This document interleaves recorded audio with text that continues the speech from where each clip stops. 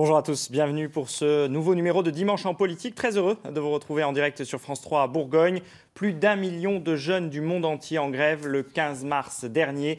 Ils ont appelé les différents gouvernements à agir pour le climat. Événement à l'appel de la jeune écologiste suédoise Greta Thunberg. Le lendemain, d'autres marches avec des manifestants de tous âges étaient organisées. Quelles sont les motivations de ces jeunes qui se mobilisent pour le climat? Comment peuvent-ils transformer l'essai de ces dernières semaines? Les jeunes sont-ils vraiment prêts à s'engager durablement? Et quel message adressent-ils aux politiques, mais aussi au mouvement écologiste? Plus largement, on en débat ce matin avec nos invités. Béryl Ronget, bonjour. Bonjour. Vous êtes lycéenne à Dijon. Vous avez participé à cette marche du 15 mars dans les rues de Dijon, tout comme vous. Alexis Friat, bonjour. Bonjour. Vous êtes lycéen à Chevigny-Saint-Sauveur, près de Dijon. Et pour échanger avec vous, j'ai demandé à un élu écologiste de nous rejoindre. Patrice Château, bonjour. Vous êtes adjoint au maire de Dijon, délégué à l'environnement et membre d'Europe Écologie Les Verts. J'ai également sollicité un militant associatif, Pascal Blin, bonjour. Bonjour. Vous êtes porte-parole régional de France Nature Environnement. Merci à tous d'avoir accepté cette invitation. Vous qui nous regardez, vous pouvez bien sûr commenter cette émission en direct sur les réseaux sociaux avec le hashtag Dimpol Bourgogne. Alors quand on a regardé ces images partout dans le monde entier, y compris dans notre région, on en verra quelques-unes dans un instant, on s'est posé tous une question. Pourquoi cet engagement soudain? Pourquoi cette urgence pour cette question climatique? Béryl Ronget, qu'est-ce que vous nous répondez? Comment vous expliquez ce sursaut de la jeunesse? C'est à la lecture notamment des rapports du GIEC. On voit que c'est une crise, on est dans une urgence et c'est surtout une question de pragmatisme maintenant. Et c'est aussi, on met en jeu notre avenir. Vous dites à la lecture des experts du GIEC, qui sont donc chargés de nous tenir informés de la situation. À 16 ans, on ne lit pas les rapports du GIEC. Rassurez-moi. Si, notamment. Quand le travail scolaire nous emmène, des fois on a besoin justement de lire des rapports du GIEC pour compléter nos travaux scolaires. De recherche, oui. Donc cette urgence-là, l'interpellation des experts du GIEC, elle vous parle, Alexis Friat? Oui aussi, on en a parlé dans les médias très longuement. Oui. Il n'y a pas que le rapport du GIEC, il y a aussi le départ de Nicolas Hulot qui a provoqué un sursaut écologique dans toute la France et même dans les autres pays. Et donc il y a urgence et donc il faut agir. Vous avez choisi de vous mobiliser sur cette question-là en particulier. Vous estimez qu'elle est plus importante que toutes les autres formes d'engagement ou de mobilisation? Oui, il faut hiérarchiser un peu les problèmes.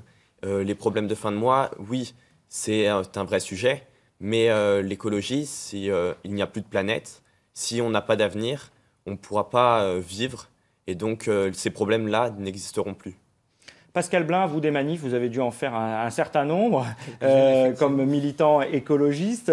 Est-ce que ça vous a surpris, interpellé, remis en cause? Comment vous avez regardé ces manifestations du 15 mars? Celle du lendemain où il y avait toutes les générations, mais celle du 15 mars peut-être particulièrement. Alors, je suis père et j'ai effectivement des enfants qui étaient dans la rue aussi le 15 mars. Et ça ne peut être qu'une grande joie de voir ces jeunes aujourd'hui se mobiliser et dire c'est nous que ça concerne. Effectivement, avec mes cheveux blancs, j'ai quelques heures de vol, j'ai envie de dire. Quand j'ai commencé, on pouvait dire que les gens ne savaient pas. On n'avait pas cette conscience-là. Et depuis, je crois que beaucoup de choses ont été amenées, beaucoup d'éléments. Les scientifiques se sont positionnés. On parle du GIEC, mais il faut avoir en tête tout ce climato-sceptisme entretenu au fil des années. Qui existe encore, hein. Qui existe Quand encore, on écoute les discours de Donald Trump, par exemple. Exactement, il suffit de regarder pas très loin de chez nous, c'est encore une réalité. Mais tout ça ne fait que retarder quelque chose de fatal et sur lequel il nous faut réagir. La réaction des jeunes, pour moi, est très saine et j'applaudis des deux mains, évidemment. Alors, Patrice Château, j'imagine que vous applaudissez aussi en tant qu'élu Europe Écologie Les Verts, mais est-ce que finalement, ça ne vous interpelle pas en vous disant « Ah, on aurait peut-être pu anticiper ces mouvements-là et réagir avant » ? Alors, effectivement, je suis interpellé et je me suis posé un certain nombre de questions. Je me rappelle aussi mon histoire. Quand vous aviez leur âge, vous étiez déjà en train de manifester pour les questions climatiques ? Alors, à 15 ans, en 1974, il y a eu le Big Bang de l'écologie politique. Oui. C'était René Dumont, s'est présenté à l'élection présidentielle. Le premier candidat écolo. Voilà, il est venu avec un verre d'eau, il a alerté sur le fait que dans 50 ans, on aurait des problèmes pour simplement trouver de l'eau potable. Voilà. Il était visionnaire, mais depuis... Voilà. En 1979, j'avais votre âge. J'ai voté pour la première fois en 78. Les rapports du GIEC, les premiers, c'était en 1988, il y a 30 ans. Donc, à votre âge, je n'étais pas informé. On n'était pas en capacité, il n'y avait pas Internet. Non, c'est vrai qu'il y a une différence générationnelle. Après, je suis très heureux que vous soyez là, que vous soyez investis. J'ai vu les jeunes manifester. J'ai vu qu'ils manifestaient dans la dynamique, marchaient sur un bon rythme, un rythme plus dynamique que les manifestations traditionnelles avec les syndicats, etc. Et moi, en fait, je vous attendais. Parce que vous êtes ralliés à nos idées. Peut-être pas. Ils se sont peut-être pas rendus compte. Hein. Ce que vous portez, c'est ce que nous on porte. Et pour le moment, on n'avait pas beaucoup été écoutés. On a été beaucoup moqués. On a été ignorés. Maintenant, on est copiés. Alors on va y venir à cette relation ou pas qu'il peut y avoir entre vous, mais sur le principe même, ces manifestations, elles ont été là pour alerter notamment les gouvernants, les élus, ceux qui dirigent la planète à l'échelle supérieure. Moi, j'avais l'impression que l'écologie, certains me contrediront peut-être, on nous disait depuis très longtemps, vous faites attention, chacun doit y mettre du sien, on trie les déchets, on ne fait pas de gaspillage, enfin voilà, des petites choses du quotidien qui vont faire bouger les choses. Vous dites, non, mais ça, on le fait déjà, ou je sais pas, mais ce sont aux dirigeants de prendre des décisions maintenant. Meryl, c'est ça ? Tout à fait, parce que maintenant qu'on a agi à notre échelle, c'est bien, mais le changement doit être plus global, plus grand, à une échelle nationale, internationale, une échelle planétaire. Et le mouvement des jeunes, notamment, je pense, permet d'insuffler justement un regain des consciences par le bas pour que les politiciens, justement, voient qu'il faut réagir maintenant. Ça veut dire quoi, Alexis Friac, ce qu'on devait faire dans le quotidien, vous, par exemple, vous le faites, vous êtes déjà écolo dans votre quotidien, donc on voit bien que ça ne suffit pas pour impulser des grands changements ? Oui, tout à fait. Il faut arrêter aussi de donner des leçons à tout va aux classes populaires. Il n'y a pas que nous. D'ailleurs, avec un récent sondage BVA, on voit que les habitudes de tri sélectif, de soins dans l'alimentation, sont rentrées comme des habitudes familiales. Et donc, c'est déjà votre quotidien, ça ? C'est notre quotidien, et surtout, on n'a pas les moyens aussi, par exemple, d'acheter une voiture électrique ou de passer à d'autres moyens. Donc, c'est à l'État de nous donner les moyens et de prendre les mesures nécessaires pour contrer le réchauffement climatique. Les efforts des citoyens, c'est une chose. Ce que demandent ces jeunes du monde entier, c'est assez incroyable, c'est l'exemplarité des politiques publiques. Ça doit vous parler, Patrice Château ? Tout à fait, et Alexis a raison. Les personnes les plus démunies, les catégories les plus modestes, ce sont elles aussi qui ont les comportements les plus vertueux. Et ça, on le mesure au niveau de notre pays, mais on le mesure aussi au niveau de la planète. Et au niveau de la planète, ce sont les pays les plus fragiles qui subissent le plus d'impact. Donc sur ce point-là, complètement d'accord. Est-ce que ça veut dire que vous pensez que ce sont les États qui bloquent, les dirigeants qui bloquent pour avancer vraiment dans ce combat contre le changement climatique ? Beryl Ronget. C'est quelque chose qui est compliqué à mettre en place de toute façon, et ça oblige les politiciens à faire des concessions sur d'autres sujets, et ça peut aussi mettre en jeu leur popularité, parce que c'est des décisions qui doivent être fortes, maintenant presque radicales vu l'urgence. Mais du coup, oui, il y a un blocage. Je trouve. Il y a un blocage. Vous le constatez depuis longtemps, ce blocage, Pascal Blin ? La démission de Nicolas Hulot, évoquée tout à l'heure, en est symptomatique. Le poids des lobbies est extrêmement fort en France. Et les politiques, malgré un discours de plus en plus vert ou verdi, qui se verdit, oui. Qui se verdit en tout cas, continuent à prendre des décisions du siècle passé sur un grand nombre de politiques. On le voit dans cette difficulté, par exemple, de la sortie du glyphosate. Qui pourrait être l'arbre qui cache la forêt, parce qu'il n'y a pas que le glyphosate, évidemment. Mais... On voit que tout le monde est d'accord pour en sortir, mais il y en a, c'est en 2050, d'autres, c'est tout de suite. Exactement, c'est ça. La problématique énergétique avec la sortie du nucléaire. Encore une fois, il s'agit de gagner du temps pour ceux qui sont les porteurs de ces activités-là. On a l'impression que finalement tout le monde est d'accord pour dire qu'il faut sauver la planète. Ça ne souffre pas de discussion. Enfin, encore qu'on doit pouvoir trouver des gens qui sont contre. Mais la question, c'est plutôt, vous dites, c'est urgent, c'est tout de suite, c'est maintenant, c'est pas dans 20 ans, parce que c'est notre avenir à nous qui est en jeu. Vous avez 16 ans. C'est ça ? Oui, c'est... Le problème est que l'action doit être prise le plus rapidement possible. Le changement aurait pu s'opérer il y a déjà 30 ans, petit à petit, Mais ça aurait justement évité que dans 10 ans, il soit radical. Or, nous dirigeons vraiment sur un changement radical dans peu de temps. Alors, il y a une personne qui est à l'origine de cette grève mondiale des jeunes du 15 mars dernier. Elle s'appelle Greta Thunberg. C'est une écologiste suédoise. Elle a été très remarquée lors de la COP24, notamment par son discours. C'est votre modèle, c'est votre source d'inspiration. Qu'est-ce que vous diriez, Alexis ? C'est elle qui a lancé le mouvement. Donc, on la suit, on suit ce qu'elle fait. Mais bien sûr, c'est à l'initiative de chacun d'aller marcher. Et elle a donné une impulsion, je pense, plus qu'un modèle. Votre point de vue ? Oui, voilà, tout à fait. Elle a montré que c'était possible, que nous aussi on pouvait agir, qu'on était légitime de le faire. Mais de là à une source d'inspiration, je ne pense pas non plus. Pas non plus une source d'inspiration. Quand elle dit son fameux discours à la COP24, vous dites que vous aimez vos enfants plus que tout, mais vous détruisez leur futur devant leurs yeux. Donc à 16 ans, on peut avoir une conscience écolo et une conscience politique. Oui, et Greta Thunberg, elle a compris quelque chose d'essentiel. C'est que ce n'est pas la planète qui est en danger, c'est l'humanité qui est en danger. Ouais. Sur la planète, la vie est apparue. Cette vie, elle est végétale à 97%, elle est animale à 3%, et puis dans le monde animal, il y a l'humanité. Cette humanité qui a un parcours exceptionnel, mais aussi qui, par son mode de vie, a un impact maintenant sur l'ensemble des écosystèmes. Donc, je crois que Greta Thunberg a tout compris. Vous, les jeunes, vous avez tout compris. Et effectivement, les décideurs doivent maintenant, je dirais, changer de braquet, prendre des décisions rapides, plus fortes, plus impactantes.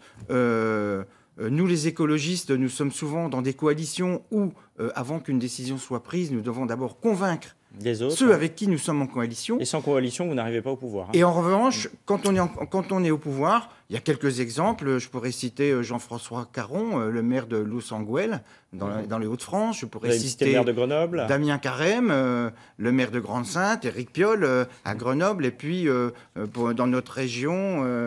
il y en a moins.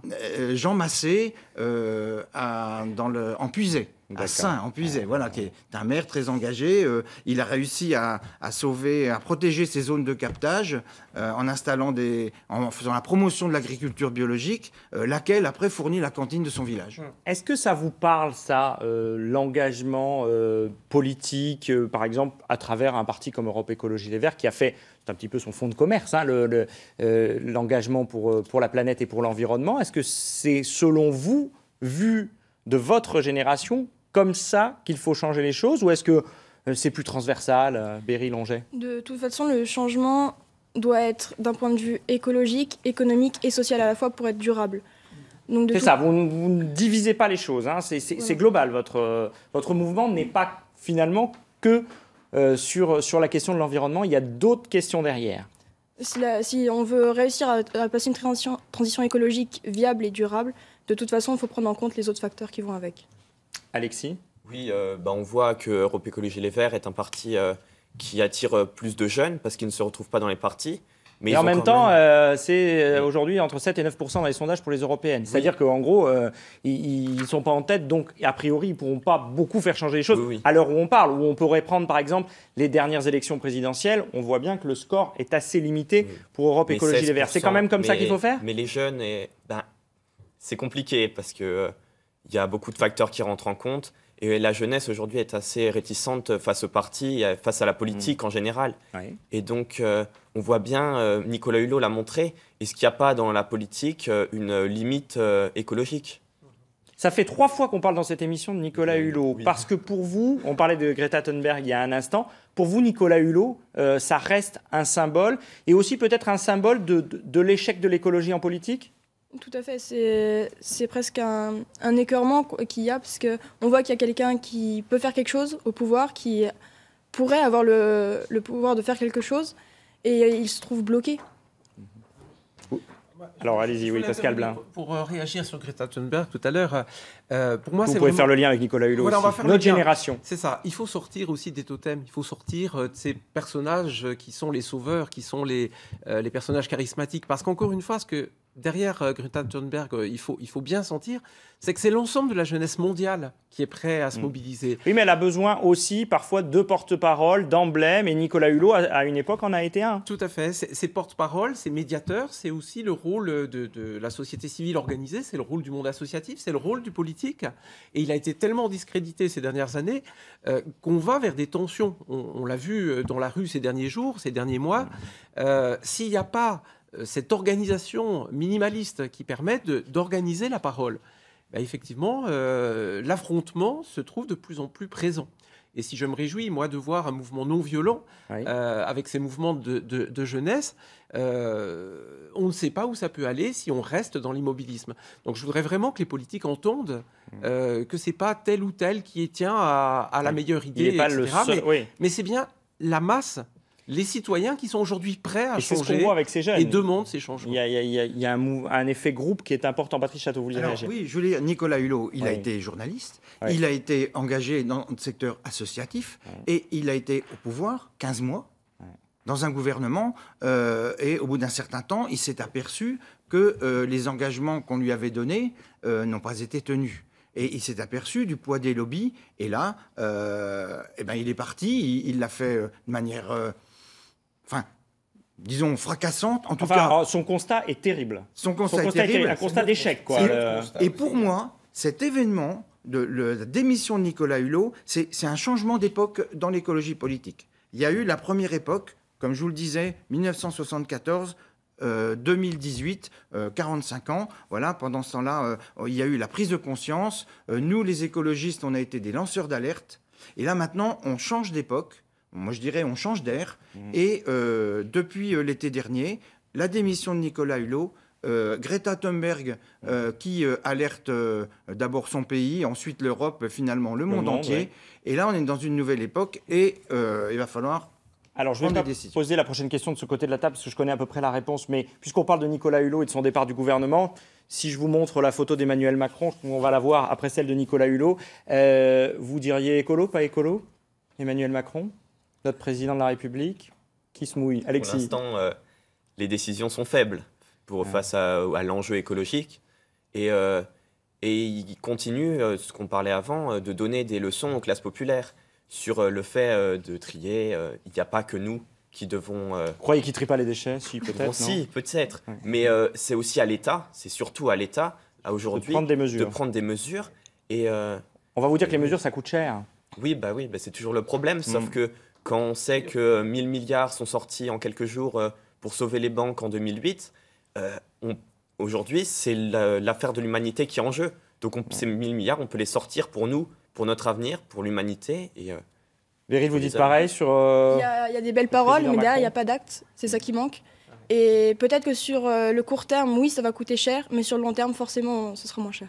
Alors, on va venir à votre engagement, comment il peut se poursuivre et de quelle façon dans un instant, mais on a vu une absence vraiment importante, ça crevait les yeux, dans les manifestations des Gilets jaunes ou dans le grand débat national. Les jeunes de votre génération, je rappelle que vous avez 16 ans tous les deux, étaient cruellement absents. Est-ce que vous comprenez ce mouvement des Gilets jaunes? Est-ce qu'il vous semble antinomique avec le vôtre? Est-ce qu'il pourrait y avoir des rapprochements? Comment vous regardez ça, Véryl? Ça va de pair, comme je disais tout à l'heure. Pour réussir la transition écologique, il faut que ce soit aussi d'un point de vue social. Et donc, il y a des éléments qui forcément sont communs aux deux mouvements.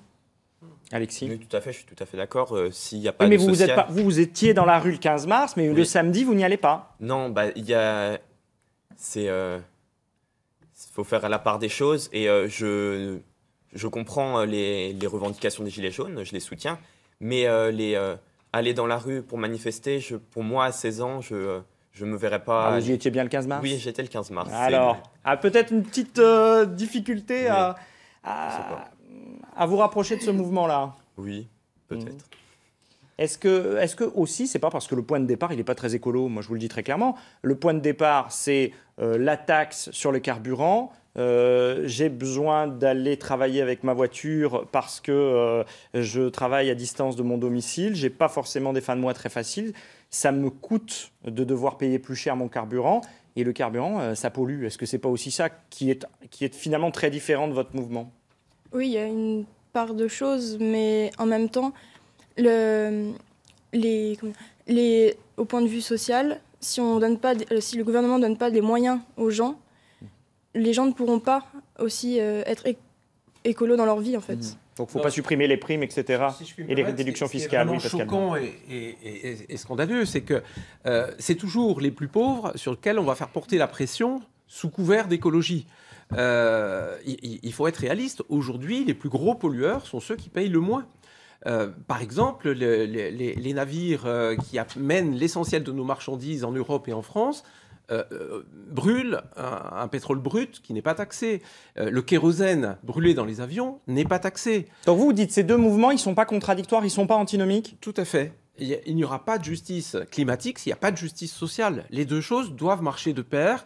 Et oui, il faudra demain que la taxe carbone permette d'être un vrai levier pour aller vers quelque chose de plus écologique. Sur ceux qui sont les plus pauvres. Mais il faut accompagner les plus précaires et les plus fragiles, évidemment. Alors, je vais me retourner encore vers les jeunes de cette émission parce qu'on se pose la question. Descendre dans la rue une fois le 15 mars, vous l'avez fait. Beaucoup en face de vous sont admiratifs de cette mobilisation et de son ampleur.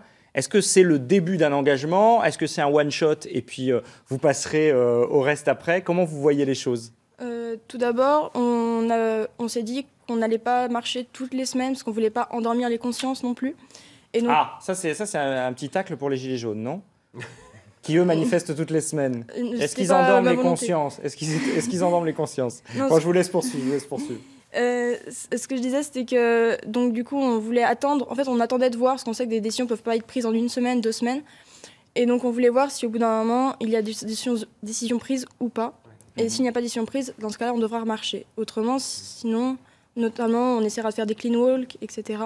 Oui, des actions concrètes. Tout à fait. Et peut-être des actions de sensibilisation. Notamment, on a un rendez-vous qui va être à Urbanalist, à Dijon, le 13 avril, qui va être autour d'une séance de travail sur qu'est-ce que le changement climatique. Parce que vous avez des propositions concrètes que vous avez d'ailleurs présentées aux élus. Alors vous êtes de l'agglomération dijonnaise, aux élus de l'agglomération dijonnaise.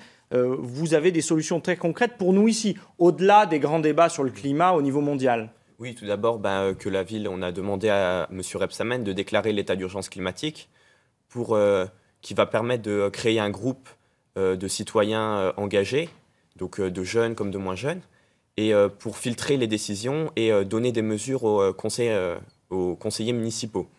Mais aussi, on vous demande une continuité dans le réseau de pistes cyclables, on demande de massifier les composts et les poubelles à déchets. Donc il vous file un sacré coup de main, Patrice Château, dans votre majorité plurielle, on va dire, pour reprendre un terme ancien, parce qu'eux, ils soutiennent finalement ce que vous essayez, vous, de pousser dans votre majorité, et ce qui n'a pas toujours écho, d'ailleurs. Exactement, mais vous l'avez très bien formulé. Moi, j'ai lu avec vraiment grande attention les 12 revendications, entre guillemets, que vous avez formulées. Effectivement, nous, les écologistes, on se rejoint avec vous, avec ce que vous nous avez dit sur ces revendications. Est-ce que vous pensez que leur engagement peut aller plus loin que la simple manifestation, que la prochaine qu'ils organisent s'ils n'ont pas gain de cause? Les clichés sur la génération Y, Z, hyper connectée, individualiste, enfermée dans les applications et les réseaux sociaux, on a l'impression qu'ils sont en train de les démonter. Écoutez, libre à eux. Moi, je n'ai pas de recommandations à leur faire. Ils nous prouvent de toute manière qu'ils sont complètement responsables, qu'ils maîtrisent les enjeux. Moi, je dirais qu'il y a 40 ans, j'étais jeune comme eux. Ensuite, j'ai milité dans le mouvement associatif. Et puis, pour ne rien vous cacher, c'est à la suite de la création d'une AMAP qui a un peu plus de 10 ans. Je suis, entre guillemets, rentré en politique et je suis devenu élu dans une commune. Est-ce que s'ils sont là, et je vous pose la question à tous les deux, c'est pas parce que vous avez raté quelque chose dans cet engagement associatif? Non, est-ce qu'on peut se remettre en cause? Pascal Blin, est-ce que vous avez l'impression que dans tout cet engagement, à un moment donné, s'ils sont encore à faire les mêmes demandes que dans le début des années 70, c'est peut-être que vous, les militants écologistes, vous avez raté quelque chose? Oui, tout à fait. D'un stade d'information à un stade d'alerte, à un stade d'interpellation, il y a un moment, il faut passer à l'acte et donc le politique est le prolongement de ces démarches. Mais j'ai envie de dire, nous, on a vécu de l'intérieur, dans le monde associatif, on a vécu de l'intérieur la mutation hein, de l'attente par rapport à l'engagement. Très concrètement, moi ces jeunes, enfin pas ces deux-là en particulier, oui, tous ceux qui manifestaient le 15 mars, on les voit chaque fois qu'on organise, par exemple, des chantiers éco-volontaires. Pour aller nettoyer un bord de rivière, pour aller planter une haie. Est-ce qu'ils peuvent aller plus loin dans l'engagement? C'est ça ma question. Alors, leur manière a changé. Effectivement, ils vont plus aujourd'hui dire je prends une carte, dans une association ou dans un parti politique. Exactement. Mais par contre, ils vont être capables spontanément d'organiser dans leur quartier, avec leur groupe de camarades, des actions concrètes au lycée, dans le quartier. Il nous reste 2 minutes. Est-ce que cet engagement, il peut se transformer ou est-ce que ce sont des vieilles façons de s'engager? Le militantisme associatif ou politique, Beryl? Non, je pense qu'il n'y a rien qui est à bannir ou à rejeter. Tout est bon à prendre. Et c'est aussi en agissant sur plusieurs fronts qu'on va réussir à changer quelque chose. Mais vous n'allez pas spontanément prendre une carte à France Nature Environnement, dans une des associations de France Nature Environnement?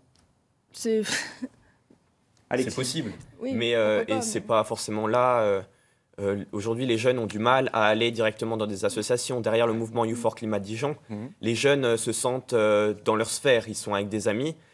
Sur les réseaux sociaux. Oui, ils ne seraient pas allés directement dans une association comme ANV COP21 ou d'autres associations. Patrice Château. Dans Urgence climatique, il y a urgence. Donc très rapidement, il faut aller plus vite. C'est ça, c'est le message des jeunes. Oui. C'est le message des jeunes.